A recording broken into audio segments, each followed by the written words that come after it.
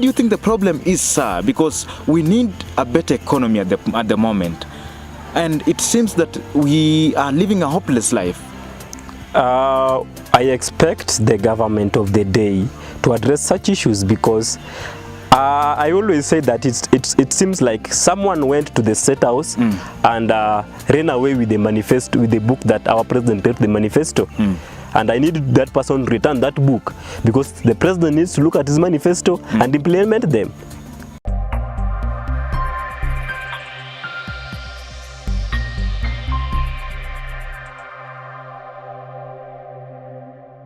But I saw even in the campaigns, the young youths being given 50 shillings and they are already singing the song, you know. They yell up and they think that is the end of life. You see, I say that as youths, you know, you are either in the table as a waiter, or you are either in the table as a diner, or you are the food to be eaten. So many times we youths, we have become the food to be eaten. So I want to urge youths that we stand up and be in the dining table.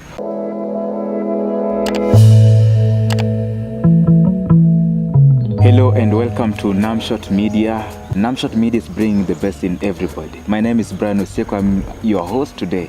And of course, joining me right now is Raphael. Welcome, sir. Thank you so much. Yeah, I just said one name, Raphael, but many people, of course, maybe they don't know you. Who are you, sir? I'm Raphael. Of course, they call me I'm the only 5-star general around. The 5-star general? Yeah, so I'm Raphael Otieno. Yes. To speak about the national, leadership. We have a new government in place right now. Rigathi Gachagua, the deputy president. We have William Samoei Ruto as the President of the Republic of Kenya, the 5th. And maybe to speak about that, do you think the new government has really embraced youth leadership? Thank you, sir. First, I must say that as a people who looks forward to the development and to the good of this nation, we must first have to respect the sovereignty of the people. On 9th of August, Kenyans stand out in large numbers and they voted. And they voted for us a new president and a new deputy president with a new government. Of course, just the other day you saw we are now the government in full. And yes, to say that the new government, of course, has come with a lot of innovatives. I know our president is an enigma, is no joke, especially when it comes to issues youth and technology. And so I look forward to him in his pursuit to transform this nation, to invest in youth and to invest in the technology. We saw the cabinet secretaries. Many people were expecting maybe some 3-4 youths being included there, but we didn't see that, sir. What's happening? What's going on? That's why I've just said I expect the president to style up his game and recognize youth.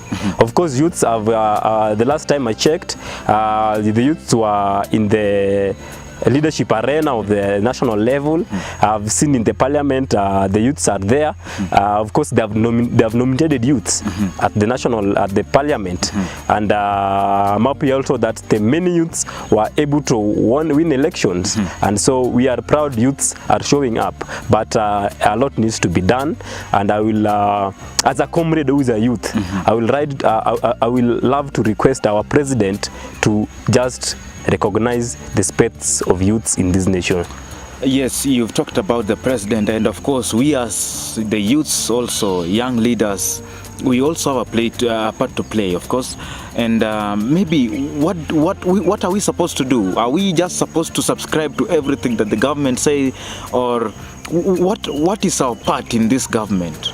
You see, Osieku, the youths today are frustrated, because you will remember that the youths make up the big composition of the population in Kenya. And today, what I hear from them, that a youth may wish to commit suicide, but even the 30 bob to buy a rope, the youth cannot afford. So a youth wants to commit a suicide, but cannot even afford 30 bob to buy the rope to hang himself. So you see, youths are so desperate, youths are so frustrated, and so I want to plead with the youths that we need to come out and want what's best for us. When you talk about we subscribing to everything, many times I get disappointed when I see youths being used, especially during election, to cause violence. You see, that is where we go wrong as youths. It must start with us. And speaking about that, I saw even in the campaigns, the young youths being given 50 shillings and they are already singing the song, you know. They yell up and they think that is the end of life. You see, I say that as youths, you know, you are either in the table as a waiter, or you are either in the table as a diner, or you are the food to be eaten. So many times we youths, we have become the food to be eaten. So I want to urge youth that we stand up and be in the dining table. Of course, you be at the table or you break the table. I want to see that in the foreseeable future, in the coming general election.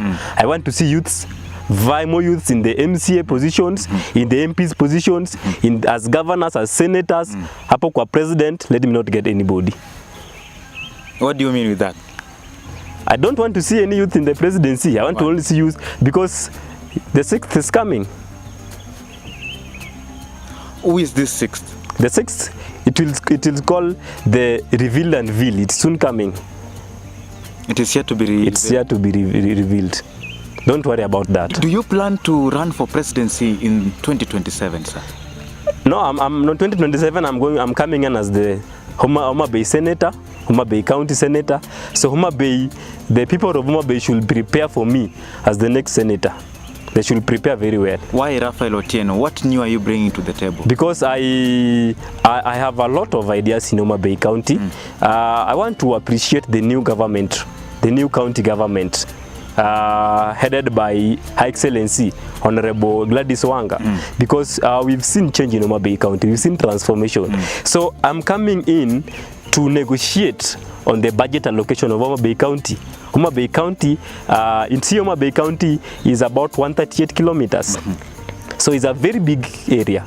So if you want to really transform the county, you first need to work on the budget. This one comes from the Senate, and the senators are the ones sitting in the Senate. So I want to go and bargain on the budget. After bargaining on the budget, I want to come and protect whatever is allocated to us, because many times we've seen the senators, they compromise their role as the senators. A senator should be a watchdog of the county. I want, number 3, to harness the resources of the county. You know, the county is where we have got the green economy. Green economy, I mean that it is the Lake Victoria. It is where, you know, Lake Victoria covers the biggest part of Homa Bay County in the whole nation, and even in the whole world, for your information. So I want to harness the resources of the county. The county does well in fisheries. The county does well in agriculture. The county does well even in trade. But it's only because the leadership hasn't been able to harness this fully, and that is why we are still way back in terms of leadership. Man, you see, you have many good points right there, but the big question is, you know, in this country of ours, you know, if you don't have money, then it becomes a problem. What are you saying? What are you saying? It becomes a challenge. What is your plan? I need to know your plan, how you're going to get to the Senate, you know? Because you see, many people are outside there, businessmen are coming in, and these people with big names, with money and all that. What is your game plan, sir? You see, in our country, what kills us is what I call the 5 P's. Number 1 is pomposity. Number 2 is power. Number 3 is you being selfish. Number 3, 4, I call pride. You see, and number 1, we are not electing rich people. We are electing servants. You see, okay. And I'm sorry to use the example of our president. You see how he came from a humble background and is now the president of Kenya. Look at the women, you call them the WMNA. That is the Women Member of National Assembly of Bomet, Toto. Yeah, and such stories we know and we really emulate that we are not electing rich people, we are electing servant leaders. So I am coming to also confirm that. Yeah, I want us to end this discussion with a little bit of the story about the economy of the country. You know, we've seen many youths don't have even jobs. The prices, you know, oil, fuel, all those, the basic needs actually for at this particular time, it's very hard actually. Many people don't have even food to eat. What do you think the problem is? You know, the president has come in with some, you know, things, the subsidies have been removed. We've seen fertilizers coming in. So I always say that in Kiswahili, ni kama mtu alienda kwa State House akaiba kitabu ambacho president aliandika manifesto, akakimbia nayo. Kwa sababu president is not able to locate his manifestos that he told us. How? You know? How can you judge that with the 2 months that he has been in office? Because it's now long for him to implement certain things. He said that the prices for unga will go down after he'll have to sort it by 1 year. He said that he needs time to sort everything out. Brian, we live in the life of today. We don't live in the life of tomorrow. For you to see tomorrow, today is important. So work on today first before you think on tomorrow. So he ought to have considered today, because we cannot live when the price of every commodity in Kenya has hiked. You see, look at the fuel, look at the price of unga, look at most of the things that the common mwananchi uses, they have really hiked.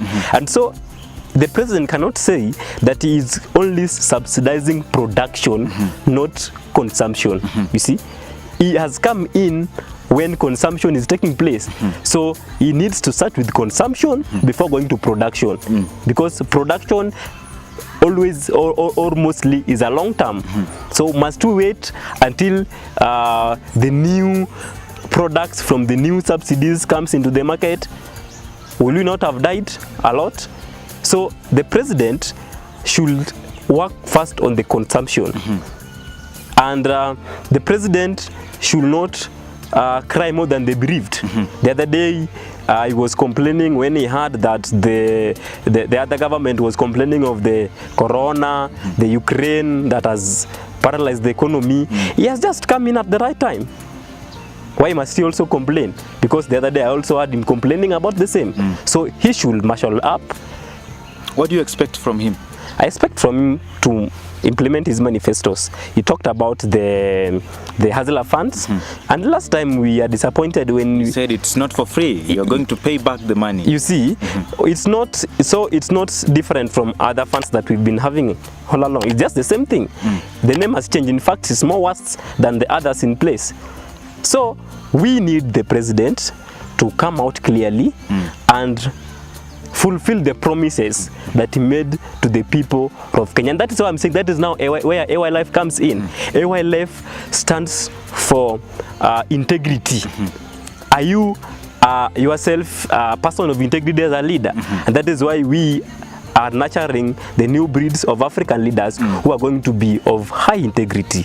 Because in Kenya and in Africa, it's very it is very easy to make promises to the people during campaigns than to implement and fulfill them. Sir, what do you have to tell the young youths looking at us on our cameras there? What is this one thing that you want to advise them, talking about matters to do with the leadership and all that? It is time for youths to lead. You see, they say that man must be ambitious. Little ambition takes man nowhere. However, the over ambition of an ant wanting to climb an elephant must not be allowed. That is why I said... Come up again. You said?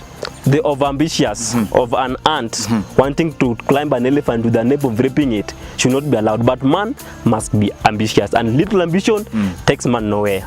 And therefore, that is why I said I want to see youths in the MCAs, as MPs, as governors, as senators, but don't be overambitious to go for the presidency position. That is an ant wanting to climb an elephant. You are hiding from us, but I think I'll have to call you again to this forum so that we can speak about matters. There are many things we need to speak about, by the way. We need to speak about the future of Nyanza politics, Luya land politics, you know, Rift Valley politics. Who may be this? Who may succeed? William Samoei Ruto. I don't want you. We will know that in the fullness of time. Yes. We will know that. But for now, I'm telling the youths. Yes. It is our time to lead. Youths, it is our time to lead. This is the time. It is now or it will never be there. So youths, let us rise up. I know there are many youths who have got aspirations there, but because we have not harnessed our potential, and so we look forward to being used as agents of violation of violence and as to create unnecessary commotions. So I want to see youths who are innovative, youths who are who use technology in appropriate manner, because we've abused technology. We've used technology to create violence and, you know, a lot of unnecessary, you know. So youths, we have technology at hand. I've seen many youths who put food on the table because of technology. I have youths who are very innovative, being creative. Yeah. And as we wait for the government of the day, do you wait for 5 years to be employed as a teacher? What else do you do? That's the big question. Sir, Raphael Otieno. Talk to me, sir. It's been our pleasure having you here. I'm very grateful. Yes. And I think we are going to invite you again. Please there are do. many things we need to speak about. Please do. Yeah, so it's been our pleasure, and we actually wish you all the best in your future endeavors. Thank you so much. Thank you so much. As the Kenyan president to come, as the Homa Bay senator to come, and I also do campus politics, and watch the space. Yeah. I'm up to, you know, have the interest of comrades at, and I want to tell all the comrades in all the universities that let us, whenever we do campus politics, let's go after real leaders, because campus life is like outside life. There's no difference between campus life and outside life. The challenges that we faced outside there is the challenges that we faced in the learning institution. So go for leaders who can make change in the life of the comrades. And by the way, do you remember what the CS for Education said the other day? That the government will not be funding the as students, we are going to say no about that. We are going to stand against it. We cannot allow such fallacies. But isn't it a good idea that our campuses should be getting their own money, generating their own money? The campuses have, you see, when you talk about free education, and when you talk about 100% transition, how do you manage this? You cannot talk about 100% transition from primary to secondary to tertiary when you don't have really plans on how to sustain and manage it. So when they are advocating for 100% transition, they should have a way of containing it. I don't say that the learning institution should not. Of course, they have been doing that. There are institutions that if we're not for what they are generating, then campuses like JKU, you more know, than 10 billion debt. UN, you know, more university, billions of money, which these people cannot even afford to pay us debt. Exactly. Then we just keep on, you know, depending on the government to get this money. The government saying, no, you guys are mismanaging this money. You need to raise your own money. You see, in as much as we have got the heads of these institutions, the vice chancellors and all that who mismanage money and embezzle the funds, but in real sense, money is needed in our learning institutions because we as Kenya, we need to embrace technology. We need to integrate technology in education. We are still way back as technology is concerned because we find we suspend learnings during Corona. institutions with good technology, they continue with learning. They can go online, they can do blended learning. So we have to embrace technology. Technology is not an easy thing. It's not a 1 shillings thing. It needs a lot of investment. So government should come out clearly and have said we are going to fight this together. We are not going to agree. Thank you, sir. Welcome. This is Namshot Media. We are bringing the best in everybody. Of course, I think you've enjoyed the show, and of course, make sure that you subscribe, share, and like this channel. My name is Brian Osieku. Have a good day and stay connected. Thank you.